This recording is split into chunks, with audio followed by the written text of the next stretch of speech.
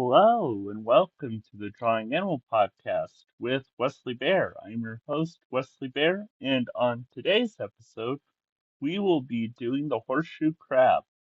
So, the horseshoe crab is a crab from the east coast of the United States and can also be found throughout the east coast of Asia, along China and the rest of East Asia, and even into parts of the Indian Ocean along the coastlines there. But mainly, it is found, of course, here in the United States, along the Atlantic coast, all the way from the Gulf of Maine to the Gulf of Mexico to the Yucatan Peninsula in Mexico. So definitely a wide-ranging crab.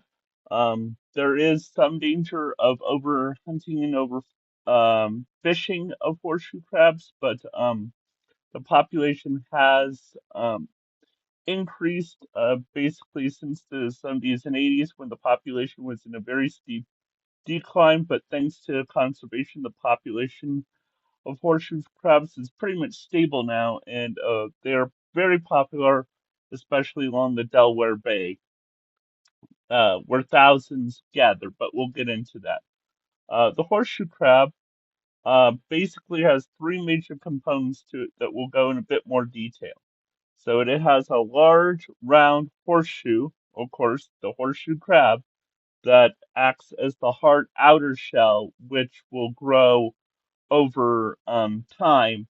And by the time they're about 10, will be fully mature, but they'll molt just like an insect. That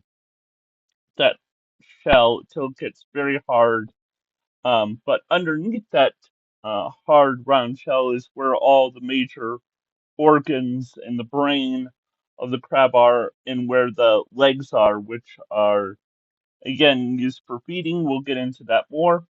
Then you have what is known as the abdomen, which kind of comes to a triangle-like point, and that's where all the muscles are that allow for leg movement and moves the tail and all that. I forgot to mention along the head of the horseshoe is also where its nine eyes are, and then on the back are a few light receptors. And so with horseshoe crabs, they don't really see that well. Um, they're mainly just used as directions to find a light source. Just like with a lot of smaller animals that don't have developed eyes, it's mainly as a navigational tool, uh, especially in mating times. Again, we'll get into that in a minute. And then finally, beyond the animal, we just have that tail, which is long and pointed, and despite its look, it is not poisonous. All it's there for is basically for movement through the water and through the beaches, and will actually assist uh, in case the crab does get flipped over. It can use that tail to flip itself back upright. So there's no danger of horseshoe crabs just kind of laying there on their backs, unlike some animals like turtles. So you don't have to worry about horseshoe crab if you see it turned over. It will flip itself over. Um, so the horseshoe crab mostly is a solitary creature, just feeding along the shallow coastlines. They'll feed on worms and other little invertebrates. Um, Occasionally, maybe a small fish and some algae. They don't have mouths really, and they definitely don't have teeth. So there's no real way to well, I mean they have a mouth, but it's not very conducive to like eating. It's more just like a vacuum. So basically what it'll do is it'll pick up things with its front legs, and then if it's kind of bigger and needs more support, it'll take that food and actually crush it between the underneath of its legs and then slurp it up. So they don't have that kind of crabby mouth that we kind of think of. It's basically just a slurp vacuum machine. So that's how they feed. Again, through most of their life, they're solitary, except on certain times of the breeding season. Most of these times are actually on full moons, which might explain kind of their light sensitive nature. So the full moon is kind of like a signal to them, and the only light they see that, it's time to mate. So they'll crawl up on shore. Males will find female, mate. The female will actually produce about 4,000 eggs at a time, total 20,000 in total, and then she'll bury them beneath the sand, and they'll stay there for a little while. They'll eventually hatch, and then the young will be out on their own. So they're very much like it's very much sort of in the same manner of sea turtles, but on a kind of lesser level, because of course, you know, just they don't have the same kind of instincts and all that that turtles have in terms of being a reptile versus an invertebrate, but in terms of the basics of breeding and hiding eggs, they're very much like the kind of onshore breeding that we think of when we think of a lot of sea turtles. Um, their eggs and small little horseshoe crabs play a key role in the ecosystem as a whole. They're one of the main food sources for a lot of fish, other crabs, birds.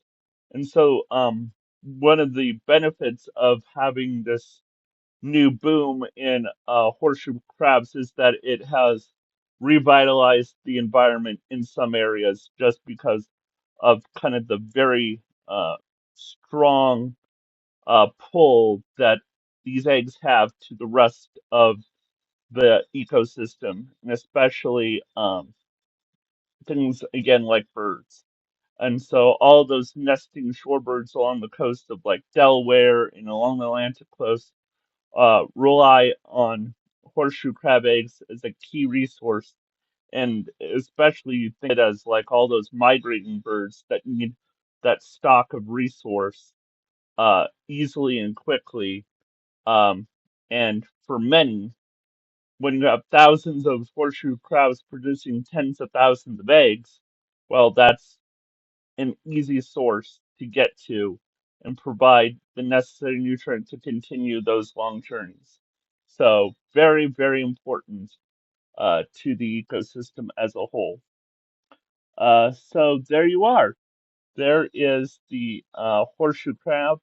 So, they will live about 20 years in total if they aren't eaten.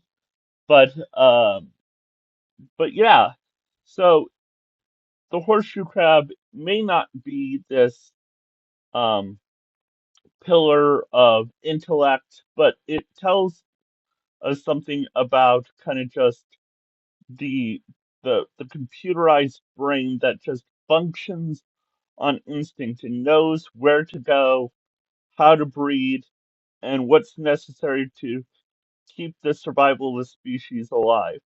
That animals these animals just act instinctively to the environment around them, and just the the kind of on off switch in their brain to know that, well, that light source, that full moon is the key to our survival, is pretty amazing when you think about it. To even have a computer able to calculate that and then carry all that out, to have the functionality to do that, right? It's not just a computer brain that just thinks it, but is able to do live that lifestyle and do it over and over again for 20 years, um, is pretty incredible. And just, but at the same time, it tells you just how fragile some of these ecosystems are when things like light pollution or overhunting can uh, affect those animals. It can throw things out of balance. And so there's definitely a pro and a con to all this. And so definitely something to kind of think about in terms of the amazingness of a brain like that to process that information, but also, again, how some of these animals are limited. And so we need to be careful to protect them because they don't have that ability to adjust so quickly as some other animals do. And so that's why it's important to conserve these animals for the benefit not only of their own species, but also for the benefit of other animals. And so just something to think about. So there you are, the horseshoe crab. Um, Again, you can look at my books, the Crazy Creatures series, online, and hopefully new things will be coming down the pipeline real soon. A fourth book and other things. But thank you all for listening and supporting me. Please share, like, subscribe. Um, just get the word out. I would love to kind of grow this channel more as I want to do more things with it. I want to get more um, detailed drawings and spend more time with this as a outlet for all my creative endeavors. And I'm looking to hopefully maybe a way you guys can participate more in the future and also um, future projects. If there's just anything that you would like to see me cover in terms of animals or kind of a project you would like me to cover, I'd be more than happy to comment. So please leave comments below. And thank you for listening. Enjoy nature, enjoy drawing, enjoy God's creation, and have a wonderful day.